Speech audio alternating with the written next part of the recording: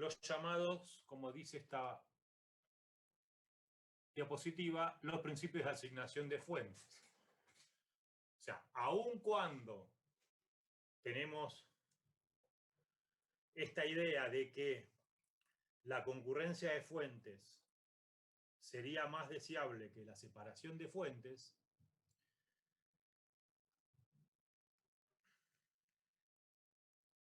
el profesor Musgrave enumeró una serie de principios de asignación de fuentes que básicamente lo que estudian es cuáles serían los efectos en términos de eficiencia y de equidad de asignar las potestades tributarias sobre los impuestos a niveles subnacionales de gobierno o a niveles o al nivel central de gobierno. Son 8, creo.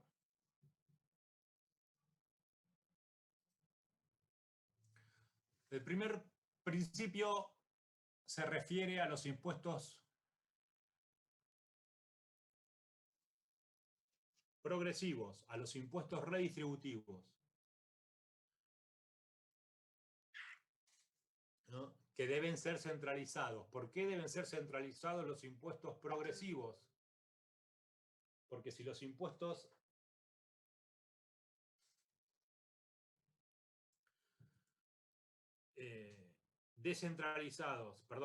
si se descentralizan un impuesto progresivo, o sea que una provincia va a cobrar el impuesto a la riqueza y otra provincia no va a cobrar el impuesto a la riqueza, ¿qué es lo que va a pasar? ¿Cuál es el comportamiento normal de individuos racionales que viven en una provincia donde les van a cobrar impuesto a la riqueza y se dan cuenta que en la provincia de al lado no existe ese impuesto a la riqueza? Y los individuos con más ingresos van a ir a la otra provincia. Exactamente. Los individuos se van a mover. Segundo concepto. Aquellos impuestos cuyas bases tributarias estén más expuestas a los ciclos económicos deberían ser centralizados. ¿Qué son impuestos más expuestos a los ciclos económicos? Los impuestos que están en función de la actividad económica. ¿Por qué? ¿Cuál es la lógica? La lógica es que, como vimos al principio de la materia,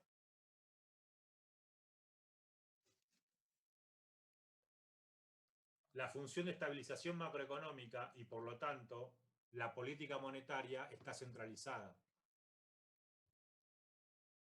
Entonces, si un nivel inferior de gobierno, por ejemplo un municipio,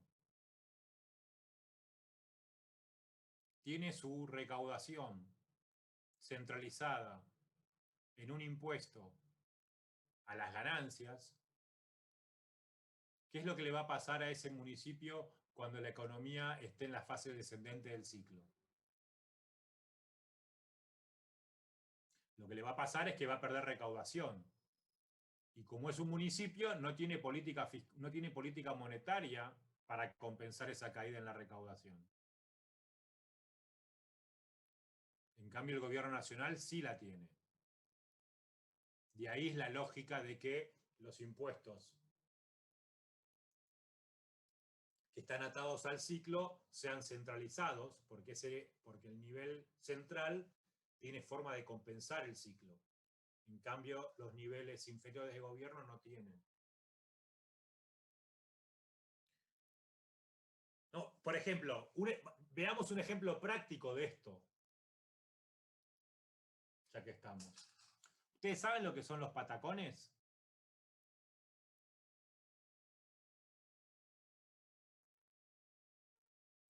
Sí, sí. Es una comida. Fue una moneda de curso legal durante un periodo de Argentina antes Imposible. No fue de ¿Cómo curso va a ser legal. una moneda de curso legal? Bueno, pero creo que en algunas provincias se tomaba. O sea, En algunas provincias admitían los pagos como con patacones. Eso es otra cosa distinta. No era que es una cuasi moneda, porque como justamente la provincia de Buenos Aires Eso no mismo. puede emitir, solamente el Estado Nacional podía emitir, creó esta moneda como para decir, bueno, emito y lo uso dentro de mi territorio. Bueno, chicos, ustedes van a ser economistas. Como economistas, el otro día yo hablaba con un amigo y le decía que cuando yo empecé a dar clase de economía, de finanzas públicas, Macón, que era mi titular, me decía que los economistas, los alumnos que estudiaban economía, tenían que aprender a hablar como economistas, ¿no? Eso tiene un sentido lógico, que es que si los economistas no hablan como economistas, la gente no puede diferenciar entre un economista y un no economista. Pero esa idea tiene un contrapeso. El contrapeso es que si los economistas hablamos en jerga de economistas, la gente que no es economista no nos entiende. Bueno, esa es la magia del economista. El buen economista es el economista que habla como economista y se hace entender. Una moneda, ustedes todavía no cursaron dinero, crédito y banco, supongo, ¿no? ¿Alguien cursó dinero, crédito y bancos? Espero que los que me dijeron que los patacones eran una moneda no hayan cursado dinero, crédito y bancos. Porque, efectivamente, un bono no es una moneda. Por otro lado, la Constitución argentina dice que solo el gobierno nacional es el que puede emitir moneda. Pero más allá de todo esto, el punto es que justamente la crisis del 2001 y la emisión de patacones es un ejemplo del problema que tienen las provincias y los municipios, que tienen responsabilidades de gasto y no tienen posibilidad de compensar mediante la política monetaria el ciclo económico. Entonces, una provincia tiene que seguir gastando porque sus maestros, sus médicos y sus policías tienen que seguir cobrando, pero no pueden cobrar porque, ¿no?, las provincias recaudan el 75% de su recaudo, el 70% de su recaudación del impuesto a los ingresos brutos, que es un impuesto a las ventas. Y como tal, también es un impuesto que está atado al ciclo económico. ¿No?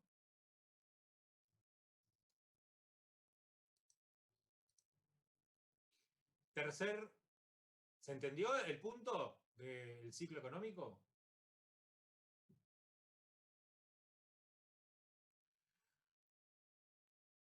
Yo lo entendí. Fantástico. Acá viene un punto súper interesante para nuestro país, Argentina. Súper interesante. Dice Masrey, los impuestos que presenten una base tributaria distribuida geográficamente desigual entre las distintas jurisdicciones deberían ser centralizados. O sea, tenemos provincias que tienen petróleo y tenemos provincias que no tienen petróleo. Tenemos provincias que, como tienen petróleo, cobran regalías, y tenemos provincias que, como no tienen petróleo, no cobran regalías. En Argentina, hasta los años 90, los recursos naturales eran potestad tributaria de la nación. En los años 90, en la reforma de la Constitución, se cambió la Constitución en ese punto, y los recursos naturales ahora son de las provincias. Entonces, los que tienen la potestad para cobrar impuestos sobre los recursos naturales son las provincias. Eso, desde el punto de vista de la equidad regional, es un problema serio, porque si los recursos, si el petróleo está distribuido principalmente en ciertas provincias y en las otras no, y hay provincias que pueden cobrar impuestos sobre el petróleo y otras provincias que no, lo que termina pasando es que tenemos provincias que son fiscalmente más ricas o que tienen mayor capacidad de recaudación que otras. Dentro de un rato vamos a ver qué consecuencias concretas tiene esta situación en Argentina. Hasta ahora vemos que tenemos tres principios. Los tres principios son argumentos a favor de la descentralización. El cuarto argumento es a favor de la descentralización. Los impuestos sobre bases móviles. Perdón, me equivoqué. Este sigue siendo a favor de la centralización. Es el que viene. No, siempre el mismo criterio. Hay que evitar que las provincias compitan entre sí. Compitan para atraer bases tributarias, ¿no? Es el reverso del primer principio. El primer principio decía, si dos provincias tienen la facultad de cobrar impuestos progresivos, una lo cobra y la otra no lo cobra, los individuos racionalmente nos movemos de las provincias, de la provincia que cobra el impuesto progresivo a la provincia que no lo cobre. Bueno, el mismo criterio se aplica sobre los impuestos sobre los factores móviles.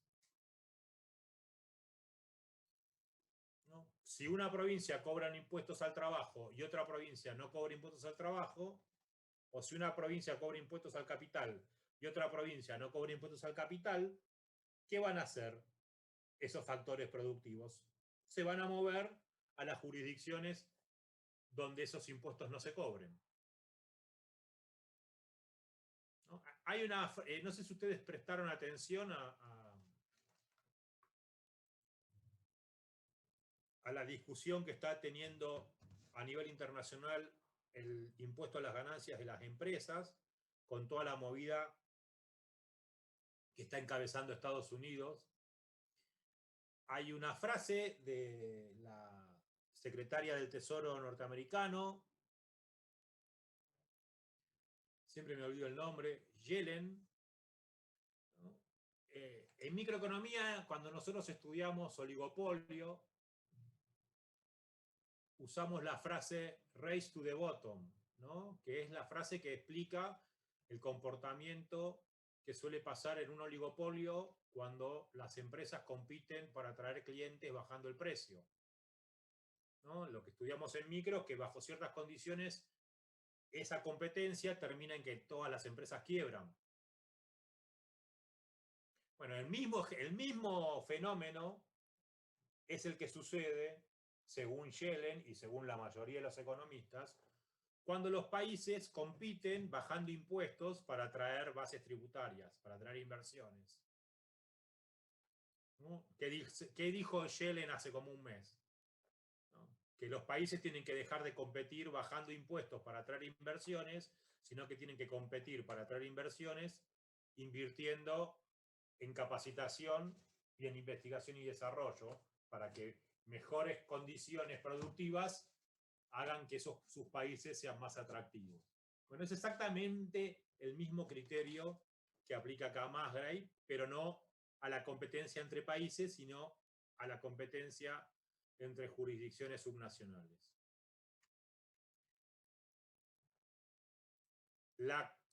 El opuesto a este principio es que pasa con la potestad tributaria sobre los factores inmóviles.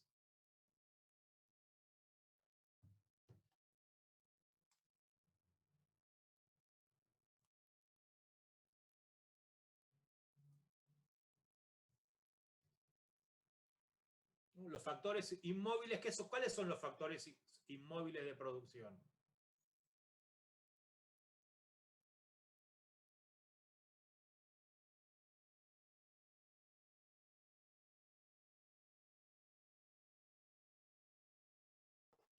¿Dónde está asentada la fábrica, por ejemplo? Claro, la tierra. El único factor de producción inmóvil es la tierra. La tierra y lo que está pegado a la tierra. Por eso, todos los economistas recomiendan que los niveles subnacionales de gobierno cobren impuesto inmobiliario.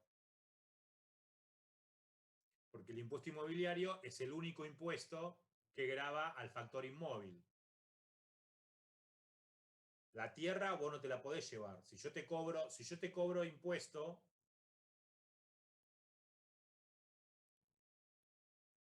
a la tierra y la jurisdicción de al lado no te la cobra, vos no te podés llevar la tierra.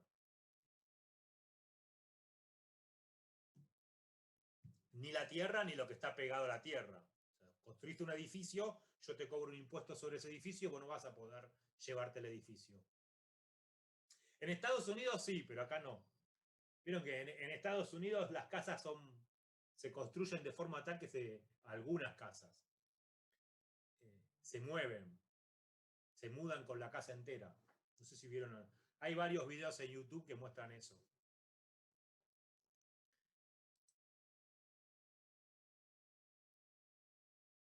Este es un tema muy importante en Argentina. Es un problema que existe con el impuesto a los ingresos brutos. ¿No? Dice, si los gobiernos locales tienen facultades sobre impuestos que puedan exportarse a otras jurisdicciones, surgen incentivos a la sobredimensión del gasto público. ¿Qué es exportarse a otras jurisdicciones?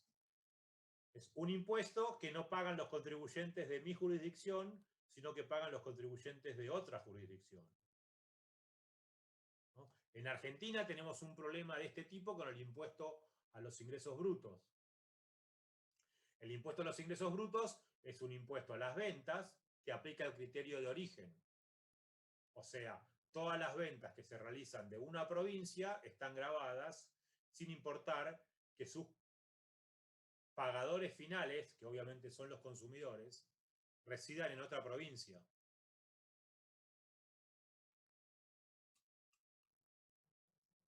Entonces, cuando hablamos de exportar un impuesto, estamos hablando de eso. Yo soy una jurisdicción, aplico un impuesto que lo pagan contribuyentes de otra jurisdicción. Y por lo tanto, hay un incentivo a la sobredimensión del gasto público justamente por el problemita de la correspondencia fiscal. Los que pagan ese impuesto no son los que votan en esa jurisdicción.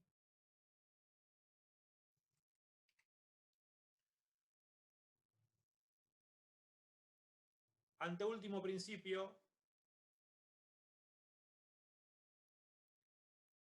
Obviamente, cuando hay economías de escala en la administración tributaria, los impuestos tienen que estar centralizados.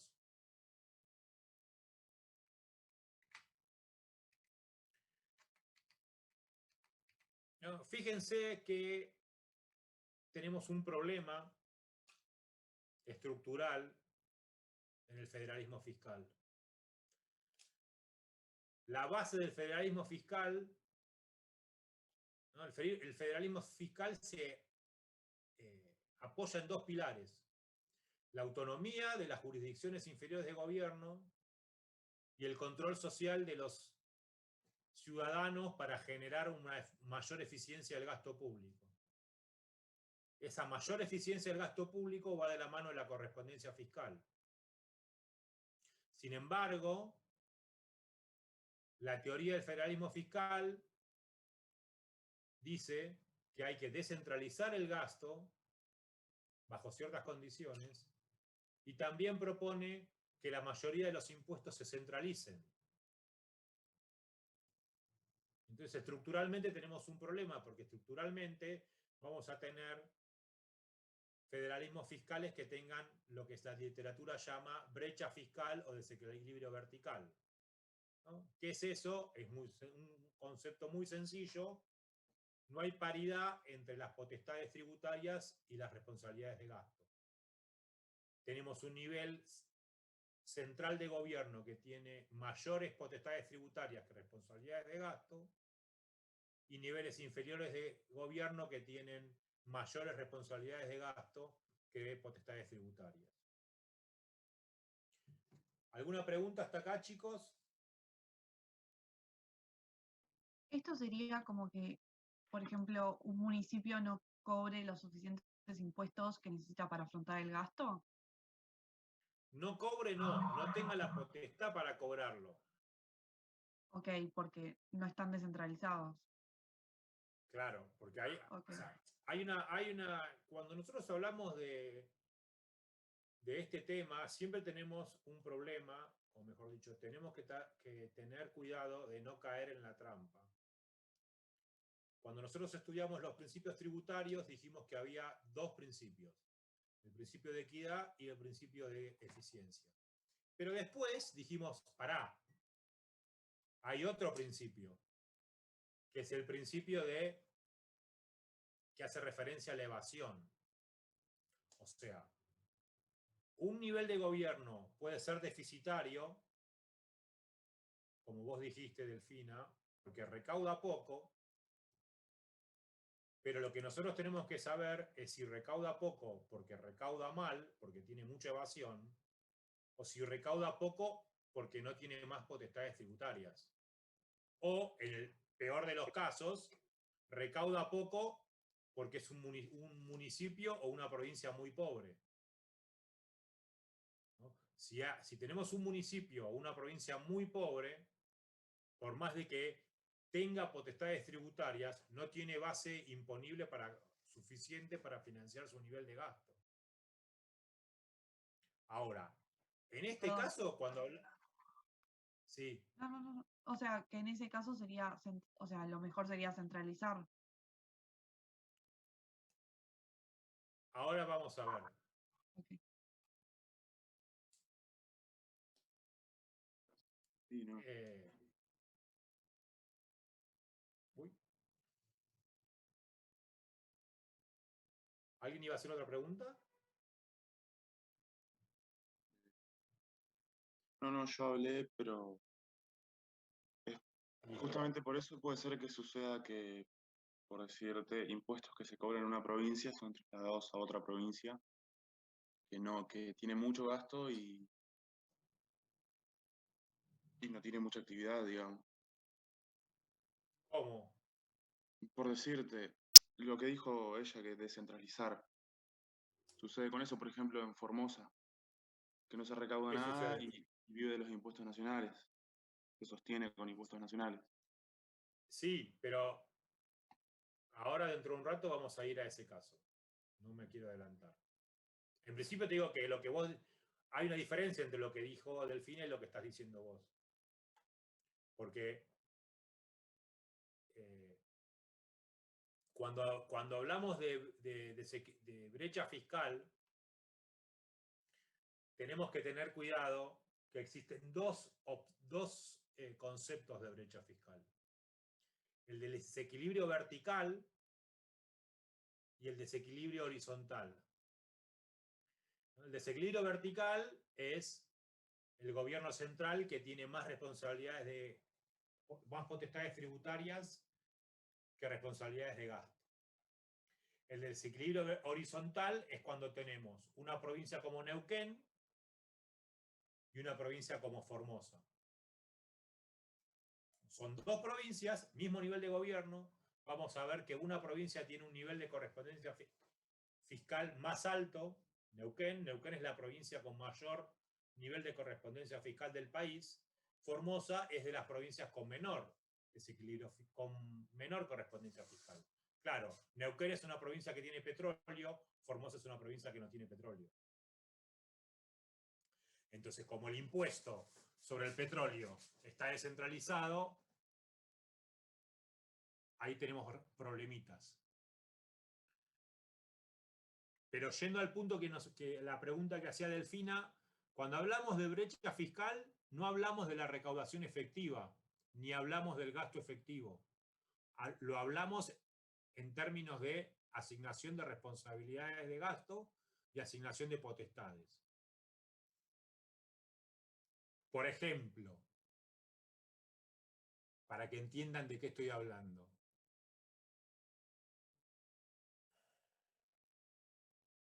La mayoría de los tributaristas en Argentina sostienen erróneamente que los municipios no pueden cobrar impuestos. Y entonces ahí aparece un problema. ¿Cómo hacemos para tener municipios si no pueden cobrar impuestos?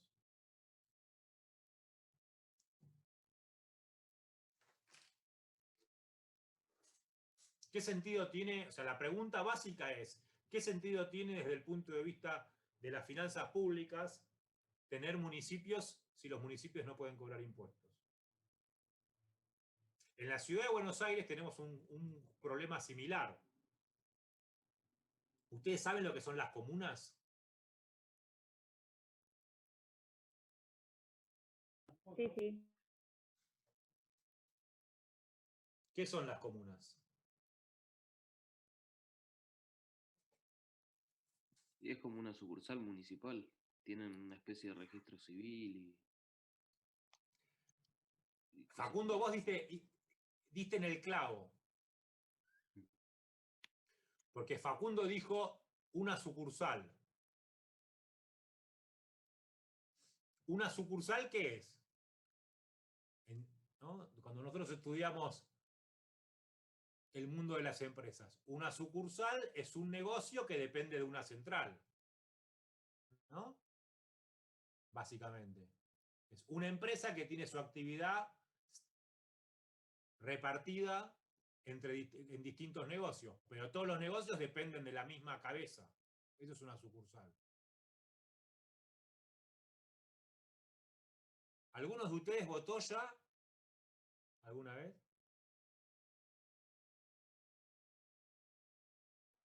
Sí, ¿Algunos de los que viven en la ciudad de Buenos Aires votaron? ¿Votó? sí, Sí, sí. sí. Martín, dijiste que Fue sí. comunal. ¿Vos te acordás que votaste comuneros también o no te acordás que votaste comuneros? A ver, no me acuerdo, pero voté, es que no corté boleta, digamos. Voté por No importa, no partida. importa por quién votaste. Lo que quiero decir es que justamente recordemos la definición de federalismo fiscal. Una comuna no puede ser una sucursal si los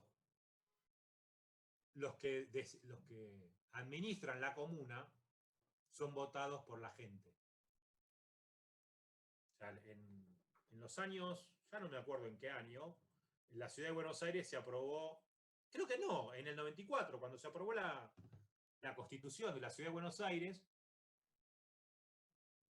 se sancionó la ley de comunas, que básicamente, como alguien de ustedes dijo, era como un upgrade de los CGP. Los CGP, que eran los centros de gestión y participación, que sí eran sucursales, como dijo Facundo, del municipio, tuvieron un upgrade, subieron de nivel, porque ahora no iban a ser sucursales, sino que iban a ser centros autónomos. ¿Por qué digo centros autónomos? Porque antes al jefe del CGP lo designaba el intendente o el jefe de gobierno, y en cambio al jefe de la comuna, al presidente de la comuna, el presidente es el cargo, lo votamos nosotros los ciudadanos porteños, ¿no? Entonces no es una sucursal.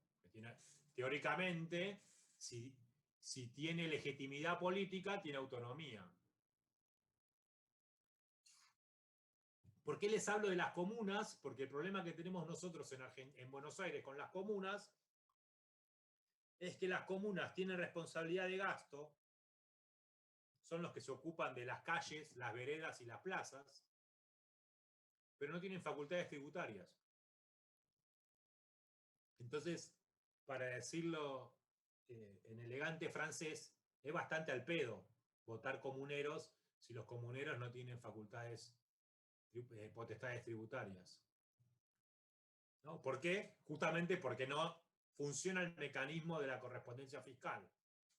Entonces, ¿para qué quiero elegir gente que no paga un costo político por el gasto que hace?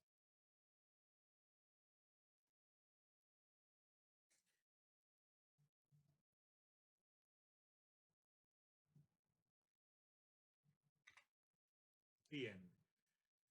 La teoría del federalismo fiscal nos presenta 5 opciones que no tienen por qué ser excluyentes, 5 alternativas, 5 formas para cerrar la brecha fiscal. Recuerden, ¿qué es la brecha fiscal? La brecha fiscal es la diferencia, el gap entre los impuestos que puedo recaudar y los gastos que tengo que hacer como jurisdicción.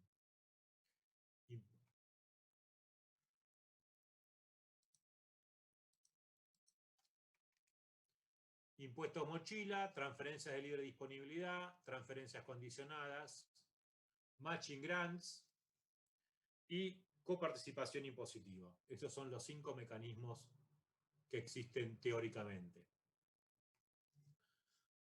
Vamos a ver de qué se trata esto. ¿Qué es un impuesto mochila?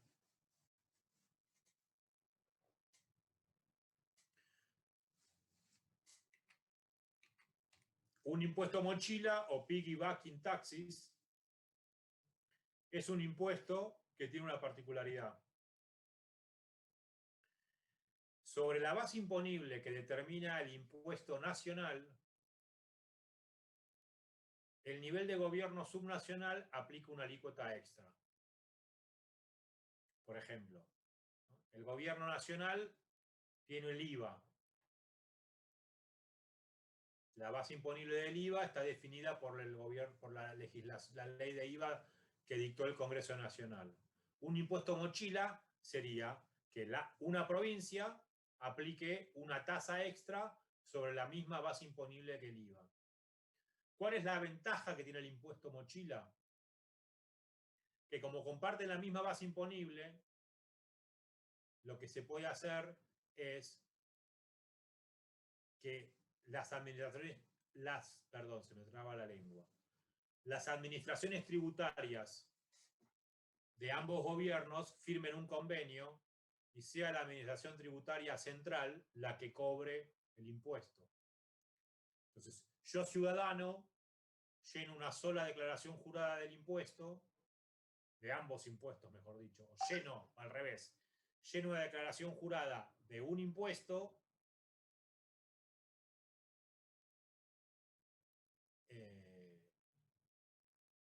mejor dicho, lleno la declaración jurada del IVA y sobre esa base imponible se me aplican 2 alícuotas, la alícuota nacional y la sobretasa o alícuota extra. ¿No? Es obvio, como dice el PPT, que estamos aplicando la concurrencia de fuentes, porque justamente lo que hacemos es que 2 niveles de gobierno cobren un impuesto sobre la misma base imponible.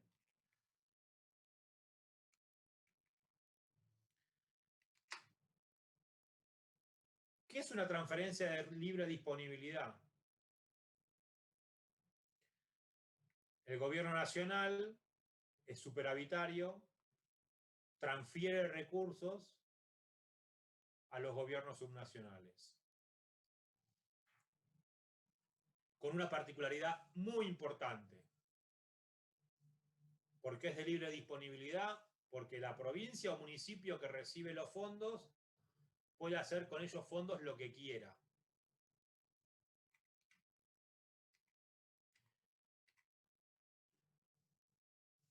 La situación opuesta a la transferencia de libre disponibilidad, o el opuesto, es el concepto de transferencias condicionadas, donde el gobierno que recibe los fondos no puede definir el destino que le va a dar a esos fondos, sino que el destino que le va a dar a esos fondos está establecido en una ley nacional. Y entonces, el gobierno nacional transfiere recursos, pero esos recursos tienen que ser aplicados a un destino específico. ¿Se entiende la diferencia entre una transferencia